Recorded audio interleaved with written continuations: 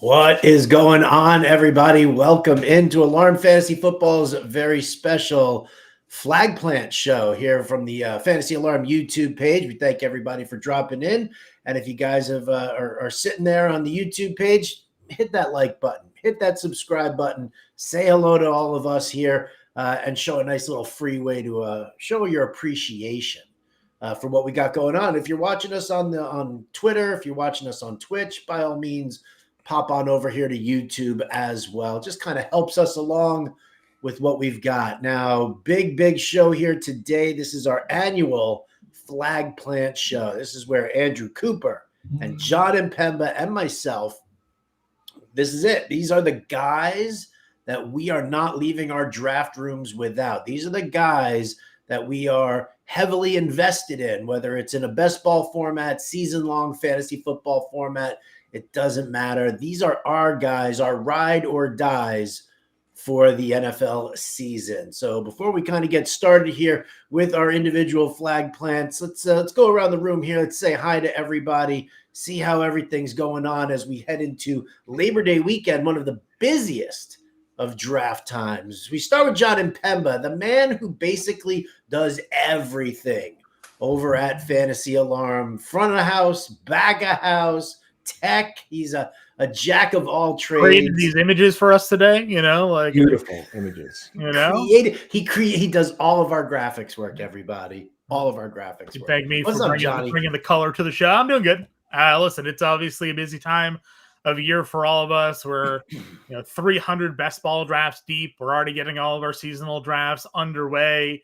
You and I, Howard, we always kind of talk about it. How all of the prep, all the work, Coop's been writing articles to get you ready for this week since the Super Bowl ended in February, right? So like all of the prep work that we do to get to this point, and then it goes by really quick, right? It's only like 4 months worth of the NFL season, basically, from a fantasy football seasonal perspective for us. So I'm excited to get it going and kind of, again, share some knowledge on where I'm ending up in some of the drafts and some of the guys that I am planting my flag on here this year, Howard.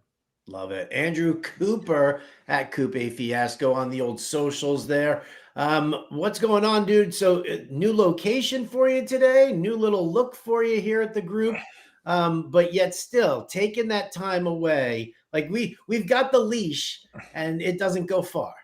It made it all the way to Cape Cod this time, though. I will say we're doing one last little get together. Ani Coop's coming out. Everybody's coming down because I'm busy for the next Sundays for half the year, for the next pretty much forever. So this is the last one, Labor Day weekend, but still going to do the show here from the world famous Meme and Pops studio here. As you can see behind me, the basement's got all the Red Sox stuff. I mean, this Cheers poster here, these are just, anytime you move into a house in New England, these are just already in the basement. Yeah. Like it's installed. It's part of the structural. Part of the foundation. Yeah, you can't move that photo. Yeah. Right. So you got to have that. So everything's set up. It's ready to go. And I'll tell you what, we preach, take best available early in your draft. Don't go too crazy reaching. This is where we are willing to draft guys ahead of ADP. The middle rounds where it's like, okay, I truly believe in these guys. I'm planting my flag on this player. Once we get into the part of the draft where ADP stops to matter as much, I'm going to make sure I get these guys. These are 9 players that we feel real good about. This is one of my favorite shows every year. Absolutely. And listen, we know that you guys have drafts coming up here. We want to make sure that you guys are 100% in tune with everything. Coop and I just sent updates to Jon for the Fantasy Alarm cheat sheet.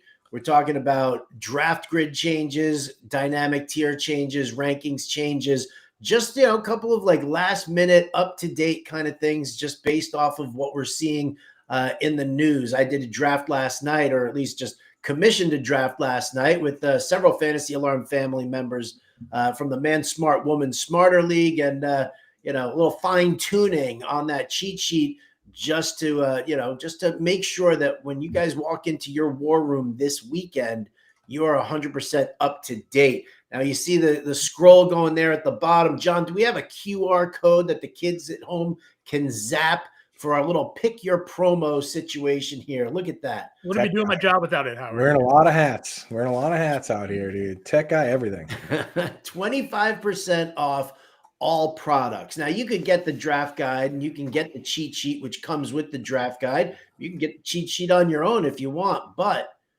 what you need, and especially at this point in time right now, with the season getting ready to start up this weekend, you need the All Pro subscription. You can get a monthly subscription, you can get an annual subscription. So go to fantasyalarm.com/win and you can pick your promo. 25% off, draft 25 if you're getting the draft guide, annual 25 if you're getting that annual subscription, monthly 25 if you're getting that monthly subscription. I've got a full article and video over at fantasyalarm.com that outlines our entire NFL season calendar, as well as all the other things that you get with the All Pro subscription, because it goes all sports, not just football. It's everything you need. You want Jon Impemba's NBA DFS work? We've got that there for you. You want next year's fantasy baseball draft guide? We've got that one there for you as well. So grab yourself that subscription for All Pro. You will not be disappointed, especially because it puts you into our Discord, into our premium Discord. So that means that you are our ride or die all season long. And we focus very heavily on your experience. There's a reason. I've got like, oh, look, oh, right there. Oh, over there. That's a little FSGA award. Oh, John's got a little ring there. That's your FSGA 2022 best ball champion right there. Now, see, I've got an array of those, but what I'm also pointing to is that award there, FSGA, that's Best Customer Experience Award. That's because it's all about you, not just us. It's all about you. So zap that QR code or just go to fantasyalarm.com/win and pick your promo. Join up with the Fantasy Alarm family. You won't be disappointed. Just to show you how we're not going to be disappointed, let's get to our flag plans here. Where do we want to start? John, you've got the slides. Who's starting off? Who's leading off? We're starting with you, Howard. Your number one flag plant here that we're going to discuss. If it loads quickly, there you go. Chuba Hubbard. Oh, you got the extra B in Chuba is for Bender. Yeah. Right? Just so you guys know. Tech era. Typo fix. Hold on. Minor tech era. We were lagging on the spelling there. Right, ladies and gentlemen, our graphics are provided by Jon Impemba himself. I love it. I love it. Listen, let me get to Chuba Hubbard here, because listen, he's become it's like a staple in the fourth round, like early fourth round pick. And what this does is it enables you, if you want to go heavy on the wide receivers, let's say you're picking at the wheel, and all of a sudden you're like, wow, I could get Malik Neighbors and Brian Thomas Jr. here. What my running back's going to look like a little later on. In the fourth round, that 3-4 turn, you can grab yourself a little Chuba Hubbard. And what I love about him is something that you'll see in the draft guide, where I break down every offensive scheme for every single team. Dave Canales, the head coach of the Carolina Panthers, is a volume running back guy. He only wants one running back in there. 2 years ago, he turned Rachaad White, who was one of the more inefficient runners in all of the NFL, turned him into a top 5 fantasy back strictly because of volume, right? Then last year, he comes over to Carolina, and what does he do?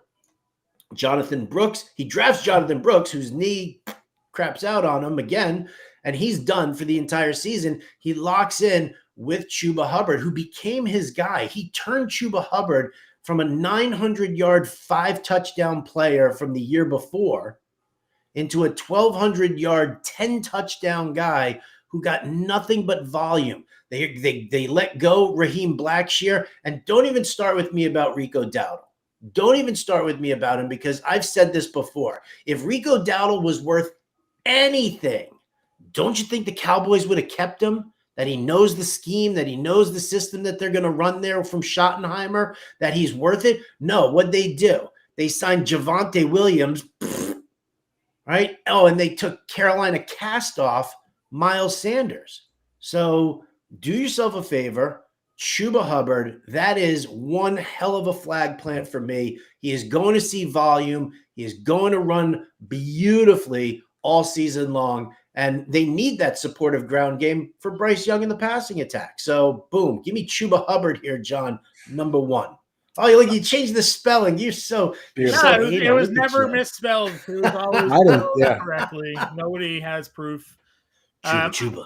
I like the Chuba Hubbard call. I mean, again, where he's going in drafts certainly makes him an appealing option if you're kind of going running back, wide receivers early.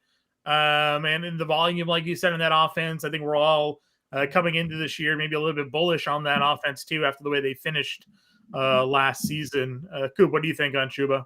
I mean, the guy, this is all you really need to know, besides everything Howard just gave you. This guy had 1,400 yards from scrimmage last year on one of the worst teams in the league. This was a 5-win team. Like, that's the floor for this guy. If this team comes out and takes a step forward like everyone thinks, now all of a sudden you have a good running back on a decent team, on a team that wants to give the guy all the volume. Like, it's a pretty easy pick in that spot. There's a lot of good running backs going in that spot, which is why for the first time in a long time, I'm very comfortable starting my draft with, 3 straight wide receivers. I like it. Going to Coop's first flag plant here. Hopefully the spelling's correct. You guys can let me know. Kenneth Walker. Looks right. Running back, Seattle Seahawks. Come out with their new Nike rivalry jerseys yesterday. I thought those looked pretty sweet for the 12th man representation. Coop, why Kenneth Walker here? Yeah, and for me, when I look at a player, in Dynasty, all I care about is talent. In redraft, I look at talent, scheme, and opportunity, right? We know this guy's talented. We know he can catch the ball well. We know he can run the ball well. He actually had, despite them having trouble on the offensive line, which I'll get to, he had the second most broken tackles per game of any player behind only James Conner. Like, he was making things happen. The tape on this guy doesn't lie. Anybody that's like a film grinder, they love this guy, right? So I have no problem with the talent. I think he's awesome. I think Zach Charbonnet is going to mix in a little bit. He'll be fine too. If I don't get Kenneth Walker, I'll take him later. But Kenneth Walker is the guy. And we want the guy in this scheme because of what they do with the personnel and what they do with the actual play design. So the personnel, like last year, this team had the least continuity of any team on the offensive line. One of their players, Connor Williams, retired during the season.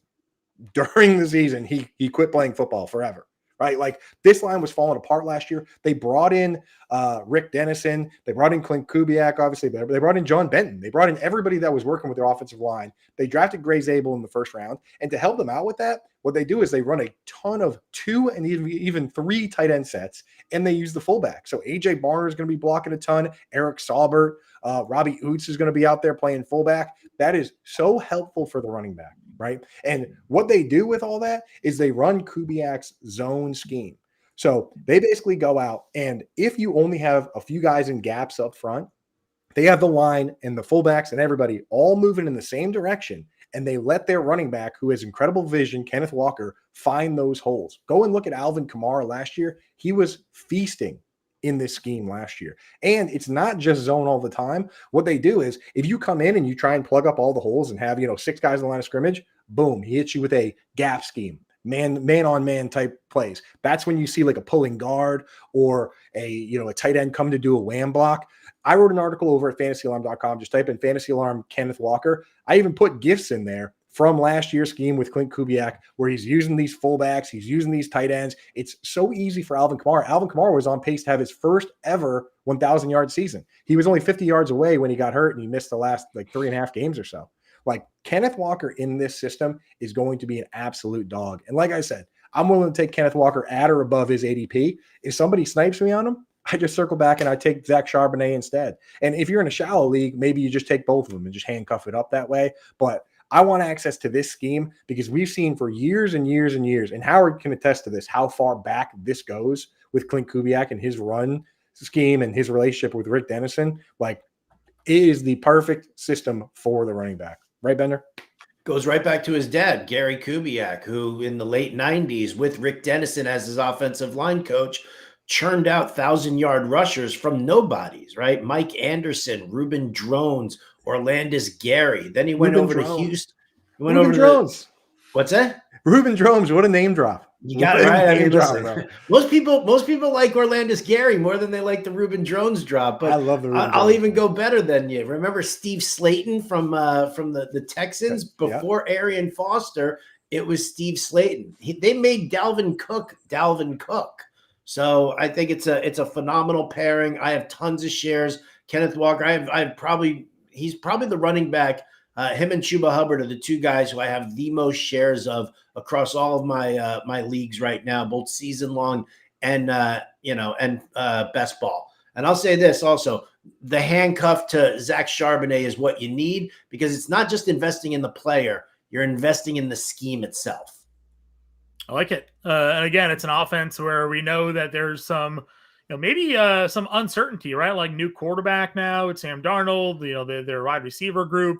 You're seeing if JSN can take that step up, but we know they want to run the football. So if nothing else, that could be the more consistent part of their offense. My flag plant here is a backfield situation that is very much up in the air, it seems like. Jacksonville. There are rumors even today, articles printed, that Tank Bigsby could be a guy they look to trade. We also have seen, obviously, Travis Etienne. They drafted Baishal Tutin. I'm going with Tank Bigsby. You can get him after Etienne in a lot of drafts right now. He averaged over 4.6 yards per carry. We have Liam Cohen now in this system. I've seen Coop tweet about it, talk about it. I was drafting a lot of Tank just from the very beginning in best ball drafts. Coop throwing a lot of stats and things around it with Liam Cohen and how he handles his backfield, and kind of liking it to what we saw last year. And the backfield does kind of line up that way, where you have Tank Bigsby looking a little bit like Bucky Irving in the way that offense is going to be used.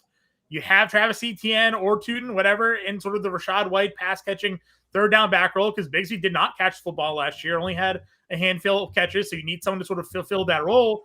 So if you're telling me that Tank Bigsby is going to be your early down back and a guy that can get in the red zone, and you get him after Travis Etienne, then I'm more than happy to come out of him with drafts. I just did a draft the other night. We took Tank Bigsby in that draft as well.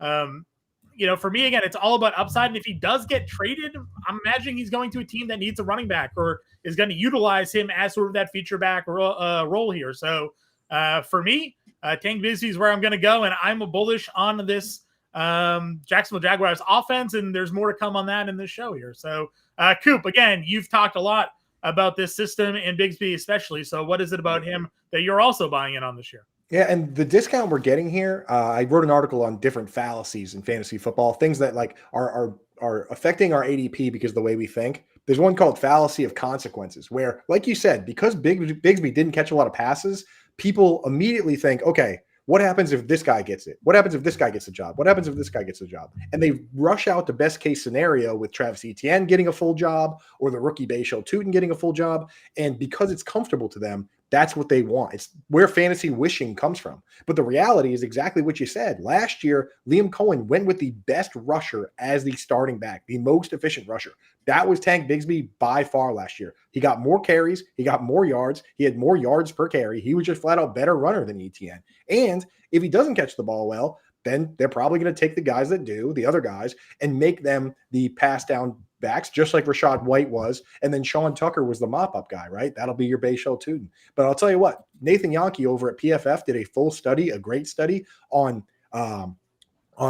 who gets the most fantasy points in general. And he looked at early down backs, even ones that don't have the third down role, and they had more RB1 weeks, more RB2 weeks, and they offered more consistency. The starting back in most cases gets the most upside, has the best floor, and guess what? Will probably still catch passes anyway, just by the nature of the game. Even Derrick Henry catches a decent number of passes just for starting at all. So Tank Bigsby, for me, I'm fully with you, man. Probably, I think my second or third most rostered running back after Kenneth Walker.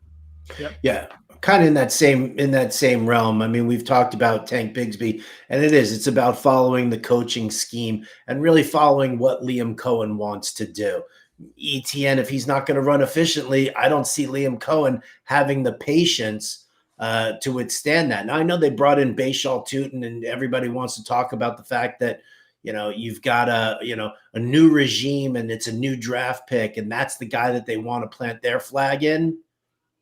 We haven't seen anything from Tutin, right? We've seen some fumbles. We've seen some lousy pass blocking. I do agree with John here. I think Tank Bigsby, definitely a way to go. I've got him, scattered all over the place. I mean, the ADP is phenomenal. I love the ADP on him. How great is that? Just now moving up, just like around pick 100, but still like RB40 off the board. So for a guy that could be the lead running back in an offense that, again, I'm at least a bit bullish on here. Let me wrap it with this one last part, one last take, one last observation. We did a auction draft at the Fantasy Football Expo that had Matt Harmon, JJ Zacharyson, Rich Rebar, Bob Harris. It was just all names, right? Michael Fabiano, all these guys. In the auction draft, where everyone had a chance to bid on Bigsby, ETN, Tootin, Tank Bigsby went for the most money of the backfield. Everyone had a chance to get their say. Of those 14 experts, of the top experts, they wanted Bigsby the most. I like it. Bender, second flag playing here. Keon Coleman, Buffalo Bills, second-year wide receiver. Yeah, so here's the thing. What I like about Coleman, he's the only guy on this roster in this offense who does what he does. I love Joe Brady, and I think that Joe Brady's scheme is rock solid. I don't particularly love it for Josh Allen that much, just because I know that Josh Allen's got a cannon for an arm, and I know that Josh Allen wants to heave the ball downfield a bunch, right? I mean, he's not going to be crazy and deviate from the plan, but look at the receiving core that they've put together in Buffalo right now. You've got Khalil Shakir, Curtis Samuel, Elijah Moore. You've got Joshua Palmer, Dawson Knox and Dalton Kincaid. These guys all do the same thing. Nobody stretches the field out of this group. And once defenses start honing in on the fact that every route is underneath or intermediate, and it's all about trying to get the yards after the catch, doesn't matter how many guys you're sending out and throwing some misdirection and trying to distract everybody, for it. You're going to sit there in like 12 personnel with 2 wide receivers and 2 tight ends. You're going to go to 11 personnel with 3 wide receivers and 1 tight end. You're going to launch James Cook out of the backfield. Okay, great. But once the defenses start pulling their safeties in and they're using press man coverage to jack up some of these guys to affect the timing on the short routes, you've got one guy, Keon Coleman, stretching the field, doing the dirty work down there. Like, that's what I love about him. And it's not so much that he's the most talented guy on the field, and it's not so much that he's the most trusted wide receiver with Josh Allen. But it's the one guy who's not doing the same thing that everybody else does. And when Josh Allen is sitting there and he's looking at, defensive schemes that are taking away the short passing and the high percentage work, where's he looking? He's looking downfield. I'm not saying that Keon Coleman is going to suddenly bust out 50, 60-yard touchdowns on the regular, but more often than not, he's going to be the guy who helps stretch the field. I think there is explosiveness in him. I think as long as he works himself to get some better separation downfield, we already know he can do a great job in contested catches. So once he builds up the little separation downfield, that's why I love him. He doesn't cost anything in drafts, 10th, 11th round pick. Fine. I'm okay with that. But give me the guy who's not doing the same thing everybody else is doing in that offense. Yeah, I like him as well too, because you're looking, like you said, at that offense. You look at the wide receiver group there, and you think also, who has the most upside, right? We kind of know what some of these other guys are in that offense. Josh Palmer, Khalil Shakir, guys that we know that can be safe plays, but who has the upside to go be a 1,200-yard receiver potentially in this offense as the alpha one? It's Keon Coleman, second-round pick last year. You said he goes downfield, though. Those big plays can add up to big yardage and touchdowns if they connect. Josh Allen, we know, likes to move around in the pocket, scramble when plays break down, guys get open. Who gets lost? Generally the guy that's all the way down the field already. That could be Keon Coleman there. So I'm with you. He's another guy that I've targeted in a lot of drafts because, one, he's going late, especially in best ball. And I think he has the opportunity to be the actual number 1 wide receiver in this offense. Yeah, you can take. That's the thing. You can take any one of these guys you want because they're all going so late. And you look at it, Josh Palmer, he wasn't good with Justin Herbert. Why is he going to all of a sudden be good now? Elijah Moore had back-to-back 100 targets, maybe the least efficient guy with 100 targets that I've charted over the last few years. Not even in the top 200. And then you got Khalil Shakir, who I think he's a very good real-life football player. Very good to have that guy on third down. Also was a very helpful football player for them that did the same thing and actually had slightly better stats doing it, Cole Beasley. So for me, I look at it and I say, Keon Coleman, I'll go for the upside play there, or I'll go with the guy that has tight end eligibility in Dalton Kincaid. But even Kincaid doesn't have the upside that Coleman has, because Kincaid, we know to some degree, isn't going to play 90% of the snaps. Keon Coleman might. Like, if he breaks out, he becomes that kind of guy. So absolutely got to take upside stabs in that range, and he's a great one. John, you win. You had under the 30. I had over the 30 for Coop's first mention of Cole Beasley today. So I owe you $1. I thought it was the Dalton Kincaid reference, how long it would take to get a tight end reference in the show. People don't like when you mention that Cole Beasley, 2020 Cole Beasley was just phenomenal. He was just better Khalil Shakir. People don't like that. So that's why spoil the surprise on Coop's second flag plant here, but you've certainly seen enough of Coop talking about him. Drake May, Coop's flag plant here. Him and I both Patriots fans. So Coop, take it away. Drake May's flag plant number 2 for you. And I almost always stay away from the homer type picks. Like, it's, again, like, I haven't drafted a Patriots running back in years. It hasn't been a good situation. But I'll tell you what, the team last year won 3 games, and then the Bills let them win one. This year, the over-under for this team is 8.5. They're expected to make some noise. And the thing about Drake May is that he is a rushing quarterback. I don't know why people don't understand that this guy runs the football. Everyone loves Jaden Daniels coming out because he ran the ball 176 times in one season in college. Drake May ran the ball 174. He's faster than Josh Allen, faster than Bo Nix. He's much closer in speed to guys like Jalen Hurts and Jaden Daniels. This guy is a rushing quarterback. And last year, they didn't actually let him run. They asked Alex Van Pelt, why aren't you calling designed runs for this guy? They only called 5 on the season. Of his 54 runs, only 5 were designed. He had a couple QB sneaks and kneels. Like, they weren't calling them because when he took over the team, they were 1-5. They were 3-11 when they asked Alex Van Pelt that question. They were like, why are we going to come out and do that with this guy here? This year, they're going to come out and run the ball with him, designed runs and scrambles. And here's the thing about the scrambles. Even if he just scrambled, he had 54 scrambles in what amounted to 11 games worth of snaps, because he only played one drive in the last game of the season. And, he had injuries where he was coming in and out. In those games, he averaged 4.9 carries per game, right? If you average 5 carries per game and you play 16 games, every player that's done that as a quarterback over the last decade has finished top 10 in fantasy football. Every single one. And if you expand it out 20 years, then the only one that didn't do it was 2014 Colin Kaepernick. And 2013 Colin Kaepernick, the year before, was a QB1. I mean, we've seen QB1 seasons from guys that literally cannot throw as long as they're willing to run. Justin Fields, Daniel Jones, Tyrod Taylor, Vince Young, Marcus Mariota. If you are willing to run 5 times a game, it is very hard not to be a QB1. And that's not even getting into the fact that they have a better offensive coordinator. They brought in Stephon Diggs. They drafted Kyle Williams. They drafted Travion Henderson. They have Hunter Henry. They still have Demario Douglas. I mean, what's materially different between the weapons that he has now and the weapons that Bo Nix had last year when Bo Nix was the QB7? I mean, Courtland Sutton versus Stephon Diggs. After that, Sutton, they had no wide receivers. They had no tight end. Definitely not anybody like Hunter Henry. I mean, Javonte Williams got 70 targets and did nothing with them. Like, Bo Nix was able to be QB7 just because he ran 92 times. Drake May could come out and run 100 times and throw the ball terrible, and he would still be a QB1. I feel like I'm taking crazy pills with him going to QB15. Go out there. He doesn't even have to be your QB1. You could take Caleb Williams or Jared Goff and then circle back and take this guy. Yeah. I mean, just find a way to give yourself upside. This is in my opinion, the easiest path to it. At QB15, give me a break.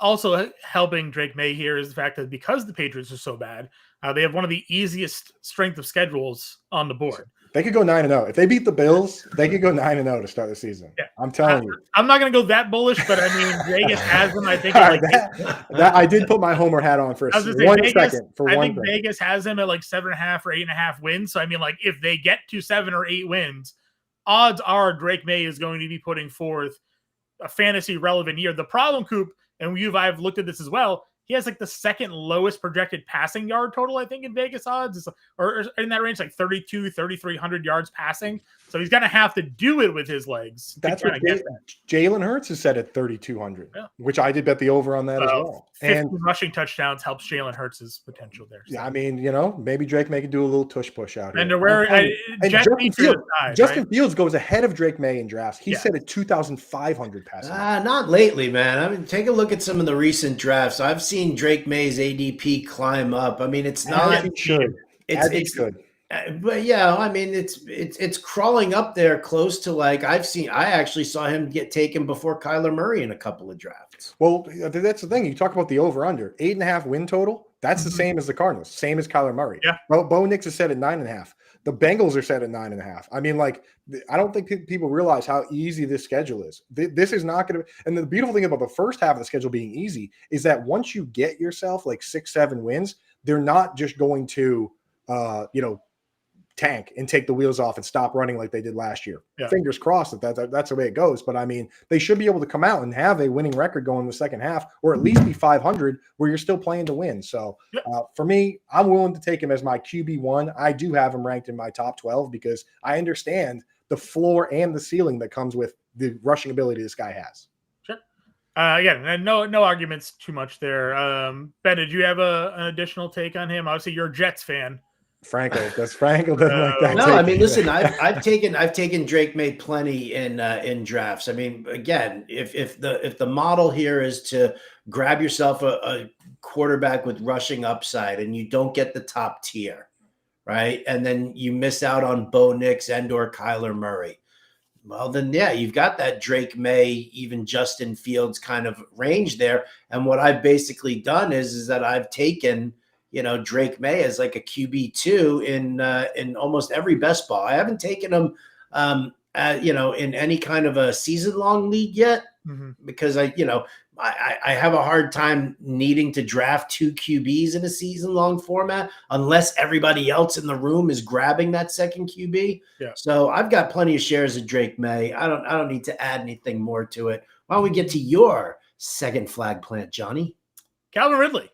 A guy who over the last 2 years have come out with over 1,000 yards receiving in each of those years, 136 targets, 76 catches in 2023, fresh off his suspension in Jacksonville. We know how that offense obviously looked in Jacksonville that year. And then last year, 120 targets, 64 catches, 1,000 yards for him there in Tennessee.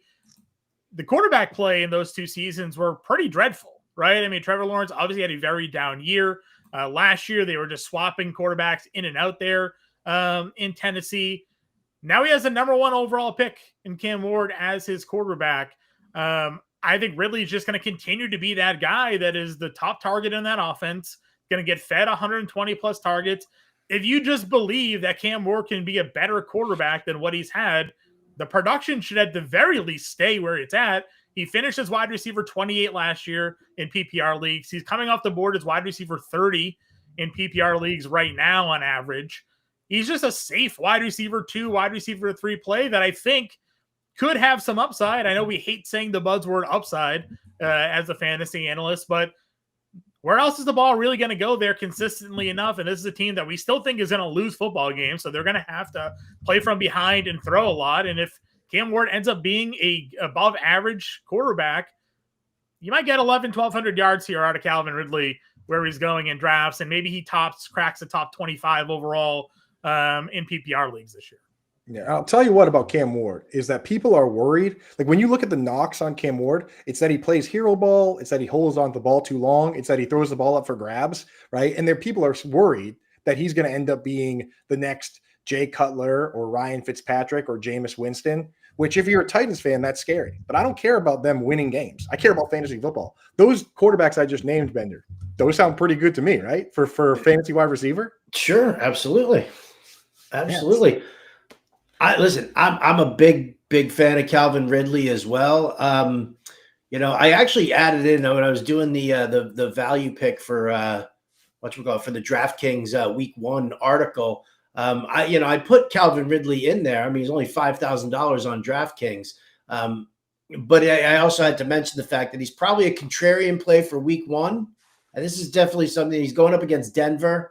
You're going to see Patrick Surtain, probably on him a bunch or whatever. But, that's to me, and I'll tell you what, I think to me that becomes for season-long leagues a phenomenal opportunity because if he doesn't pop, I'll use him as a contrarian play in DFS in a GPP because everybody's going to be moving away from him because of Denver's secondary. I get that.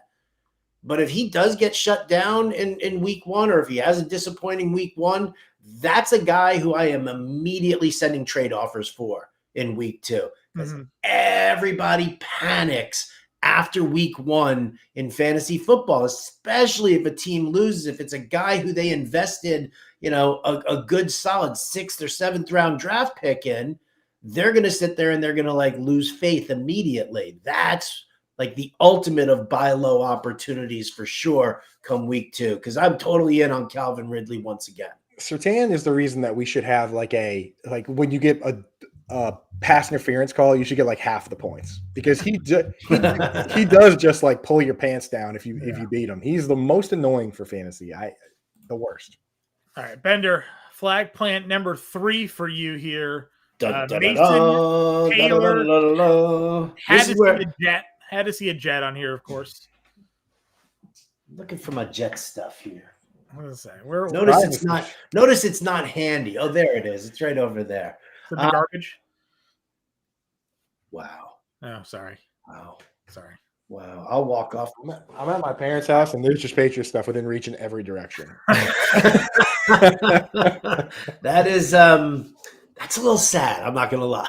No, it's great. It used to be great. No, that mug is just the most depressing thing in the Not world. only that, they actually my mom put this in the mug to make it look like that. Come on now. That's next level fandom. Sure. Next level fandom. Right. Mason Taylor. What we got?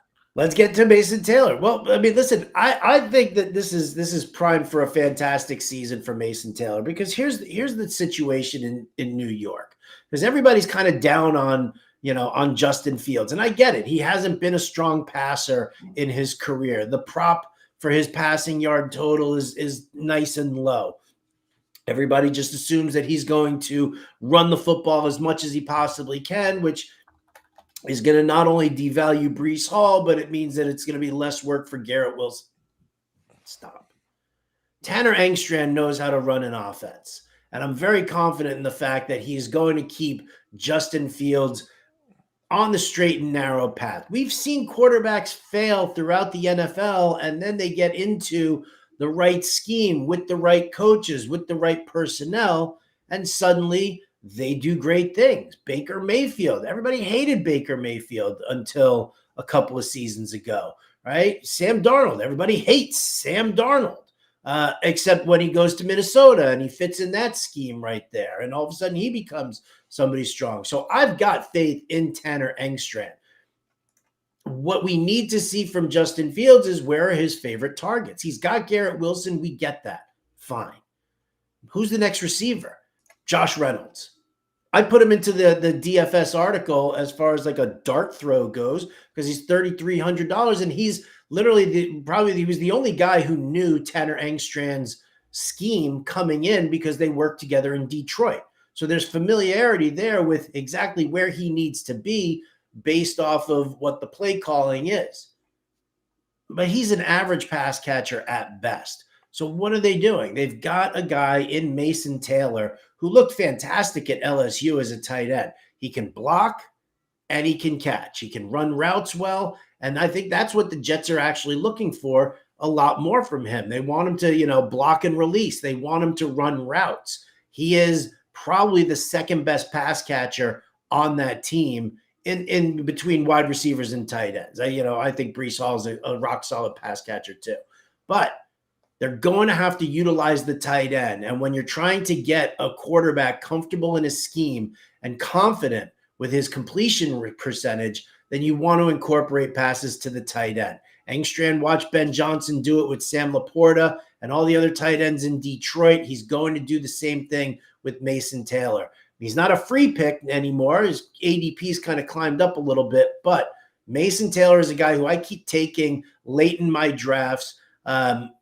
often as a second tight end. And then I just kind of, I'll wait and see what he does early on, but I'm not giving up on him because targets have to go somewhere. If Justin Fields is going to throw over 2,500 yards and 1,000 of those yards go to Garrett Wilson, where are the other 1,500 going?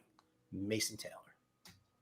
Yeah, and I'll tell you, one of the misconceptions is that at all their positions, talent matters most. It truly does. Like with wide receivers, the most talented guys get the snap, get the ball. At tight end, opportunity is arguably more important than talent. We've seen very talented tight ends get stuck behind other tight ends like Zach Ertz and Trey McBride behind Zach Ertz, Delaney Walker being stuck.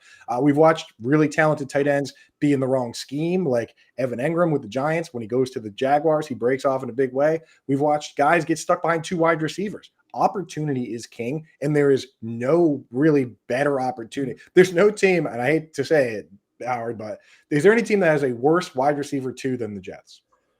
It's a tough. I don't think so. They're top 5 in that category. Mason Taylor has a golden opportunity to come out and claim 100 targets, flat out as a rookie. They're there if he can claim them. So you have to give yourself a shot at upside. I love if I get somebody safe and boring as my tight end one, like a Tucker Kraft or a Hunter Henry, I'm absolutely going to circle back and grab a high risk, high reward rookie that it could easily be the top 2 target on the team. So Hunter Henry, Mason Taylor, Jets and Patriots coming together, Bloods and Crips. What do you think, Howard? The Mason Taylor fit in your lottery ticket, scratch ticket analogy, Coop?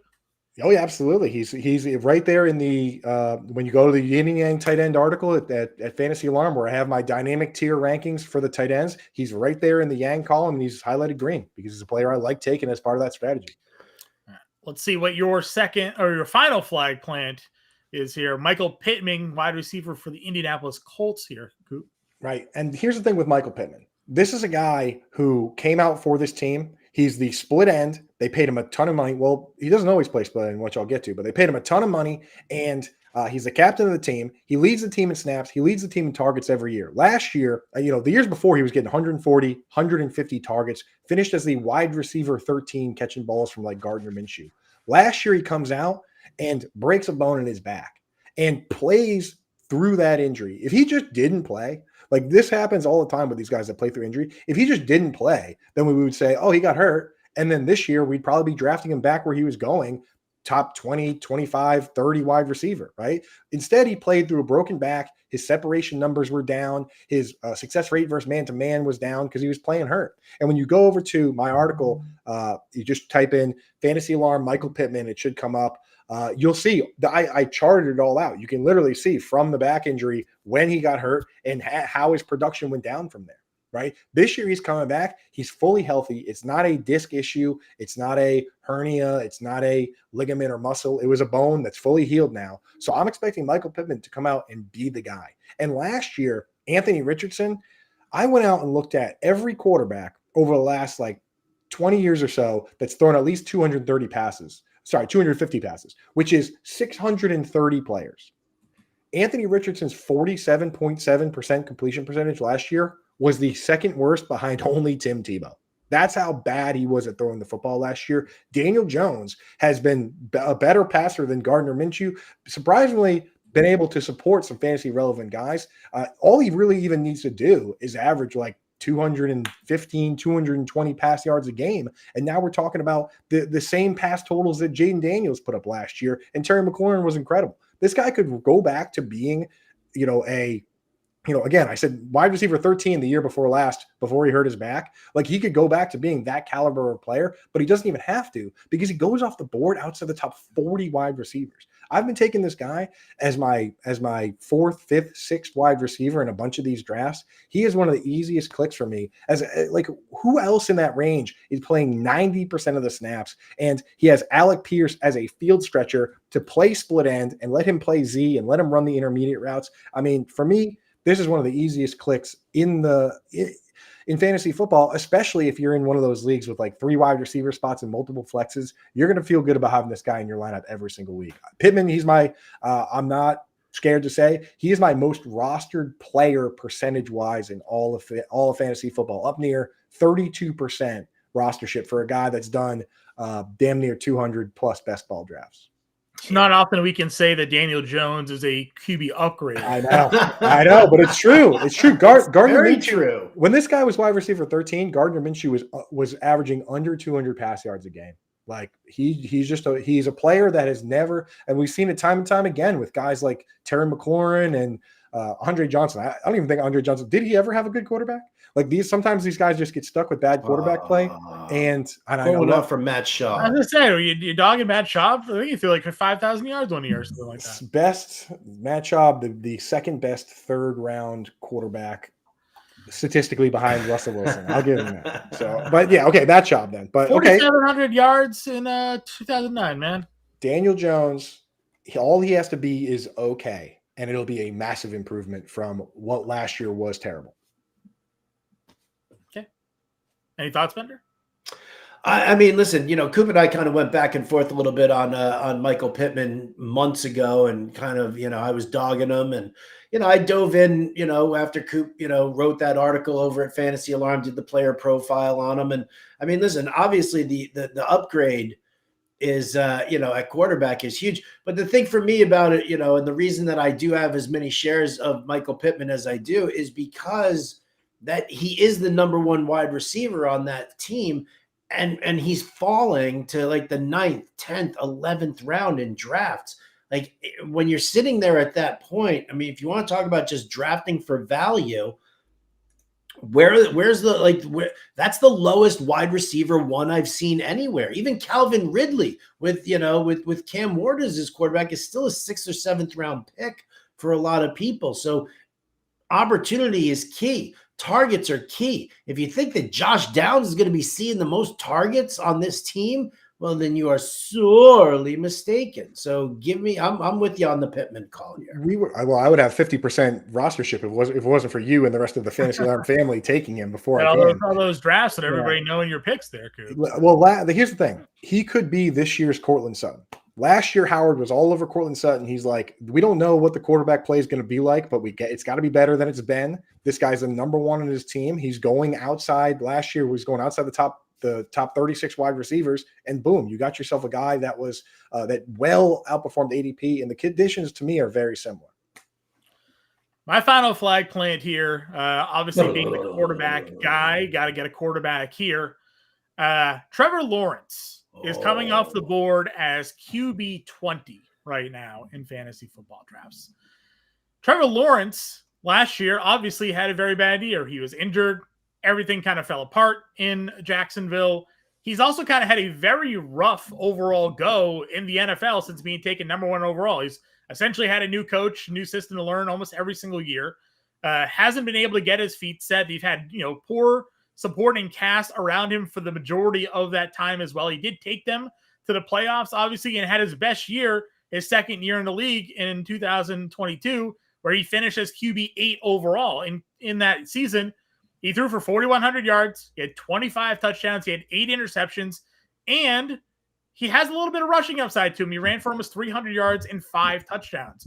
In 2023, he finished as QB 13, putting up nearly similar numbers.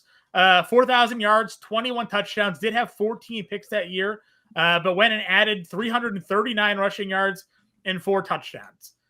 Now, again, we're all kind of bullish on the Jacksonville offense with Liam Cohen. You got to love Brian Thomas. They added Travis Hunter. They have De'Ami Brown. They have Tim Patrick on that, Parker Washington. I think the receiving core for him is maybe the best that he's had, for the most part in recent years in Jacksonville. If you're bullish on the offense, then you have to be bullish on Trevor Lawrence here. You mentioned Bo Nix earlier finishing as QB 8 last year. He threw for 3,700 yards, almost 3,800 yards, 29 touchdowns, 12 interceptions. He did run for over 400 yards and added 4 touchdowns. Those are well within the range of outcomes for Lawrence. He might have a few less rushing yards, maybe a few more passing yards. I think the touchdowns are certainly reasonable. You're getting him as QB 20. This is a guy that I think cracks a QB 12 and is a QB 1 overall this year in fantasy football. What makes it difficult to really project him much larger than that is because running is such a big part of the QB game now that there's so many quarterbacks that are just going to go out there and run for like 500 plus yards that just by that alone is going to push them into like the top 6-7 quarterbacks. So I think he's going to crack the top 12. I think he could possibly go and put up a QB 10, QB 8 range season if he gives you that 350 kind of rushing yards and gives you 4,200, 4,300 passing yards with the 30 touchdowns. Again, love the offense that he's in. I believe in the talent. Number 1 overall pick. The guy has won at every level of football he's ever played. And he just has been given the worst possible systems over and over again here with Jacksonville. I'm buying in. At QB 20, he's costing you nothing. You don't have to draft him as anything more than your QB 2, and he's going undrafted in a lot of leagues. So for me, I think there's a tremendous amount of upside with Trevor Lawrence. Coop, we go this all the time, right? If you're drafting Brian Thomas in the first round, if you're drafting Travis Hunter in round 4, the quarterback has to be good, or those guys are going to pick off their value. It's the quarterback arbitrage, right? Yeah. The math ain't mathing on these picks. Even Brenton Strange is getting drafted like tight end 15, 16 or so, and it's got to add up. And I'll tell you what, you were off Baker, and Baker was a struggling quarterback. And when he played for Liam Cohen, not only did he throw the ball well, but he ran for almost 400 yards last year. Did he not? He ran for like 380 yards and had 3 rushing touchdowns. If Baker Mayfield can come out and do that in this scheme with this coach, Trevor Lawrence absolutely can. I'm always willing to bet on physical talent and physical attributes. And this guy can make some insane throws rolling to his left and rolling to his right that other players just simply can't make. Like if Travis Hunter is the guy that they traded up to take him at 2, that James Gladstone thinks he is, and James Gladstone is from that Les Snead, Brad Holmes, like super genius tree, dude, if he's even half the player they think he is, then Trevor Lawrence could come out and break out in a big way. And dude, there's a lot of quarterbacks that didn't throw 30 touchdown passes until they were 29, 30 years old, and not just Baker Mayfield. I don't think Tom Brady threw 30 touchdown passes till he was 29. I don't think I was going through the list. There's a ton of guys. Like obviously Steve Young doesn't count, but like sometimes guys take a little bit to hit their full stride. I'm not ruling out Trevor Lawrence or Justin Herbert or any of those guys because I think that they have serious skills. Yeah, I mean, yeah, I've gone through it as well. You know, if what Liam Cohen did for Baker Mayfield, if he can do even some of that for Trevor Lawrence, I agree. You know, the rushing upside is there. The gunslinging is definitely there. We're going to see I think we are going to see a stark improvement in this team. You know, it's amazing when you get like a legitimate scheme into, a group, right? We saw Trevor Lawrence take that step when Doug Peterson took over for Urban Meyer, right? And then he got hurt the next year. Okay, fine. Now he's got Liam Cohen, who is the QB whisperer and he was like the hottest commodity for coaching movement. So I'm with you. I have a ton of best ball stacks, like secondary stacks that, I've gotten, with Trevor Lawrence. If I've taken Brian Thomas Jr. At the top of my draft, I've gone through and it's either Brenton Strange or De'Ami Brown and then Trevor Lawrence, because those guys you get super, super late in your drafts. Yeah. It's one of those things where everybody's looking for who's that QB that you're taking in the 15th round that's going to turn around and give you that first round production. There you go. Feels like Trevor Lawrence to me. So that's my QB flag plant here. As someone that does all the quarterback articles at Fantasy Alarm, you go in late QB 20, man, like just free. If he doesn't work, he's not your QB1. You just let him go. But I just don't see how. Again, the talent's there, the scheme's there, the talent around him is there.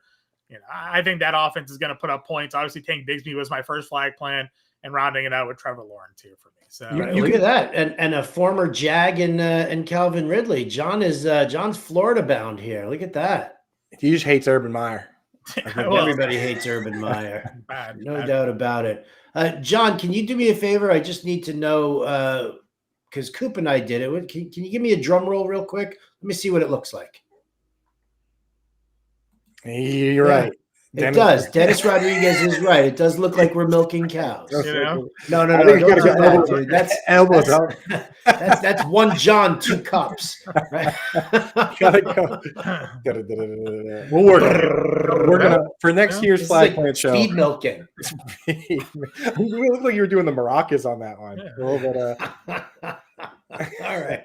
We'll work on it. Well, listen, that's gonna do it for our flag plant show. Listen, I mean, these guys, we're all heavily invested in these players. So these are our ride or dies. You're our ride or dies. If you want to join here in with the family. These are the players we're recommending right now. We're not leaving our we're not leaving our drafts without it. We're definitely not leaving our drafts without it. Again, if you're not part of the family, the QR code's right there on the screen right now. Go to fantasyalarm.com/win and then pick your promo. Sign up for the monthly subscription, sign up for the annual. We're not going to let you down, not to mention the fact that one of the best communities in all of fantasy sports. You get automatic access to our premium Discord. We're all in there chatting away. Dan Malin's in there all the time. I see IDP Iggy in there all the time. So you've got the family at your disposal. You will not be disappointed. I think that's going to do it for us. Anybody got some final thoughts here? No. All right. Well, then we thank everybody for tuning in. Thank you for all your comments in the chat. And we, as always, we appreciate the likes and the subscribes that you give. But that's going to do it for us here with our 2025 Fantasy